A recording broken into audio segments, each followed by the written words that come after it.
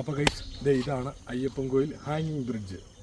കേരളത്തിലെ ഏറ്റവും വലിയ തൂക്കുപാലം എന്നറിയപ്പെടുന്ന ഇടുക്കി ജില്ലയിലെ കട്ടപ്പനയ്ക്കടുത്തുള്ള അയ്യപ്പൻകോയിൽ ഹാങ്ങിങ് ബ്രിഡ്ജിലാണ് നമ്മൾ ഇന്ന് നിൽക്കുന്നത്.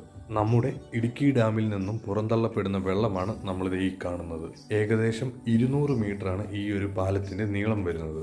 2 ഗ്രാമങ്ങളെ തമ്മിൽ ബന്ധിപ്പിക്കാൻ വേണ്ടി നിർമ്മിച്ച പാലമാണെങ്കിലും ഈ ഒരു ഭംഗി കാണാൻ ഒത്തിരി അധികം സഞ്ചാരികൾ ഇവിടെ എത്താറുണ്ട്. അവരെ ആരെയും നിരാശപ്പെടുത്താതെ ആ ഒരു ഭംഗി നമുക്ക് ലഭിക്കുന്നതുമാണ്.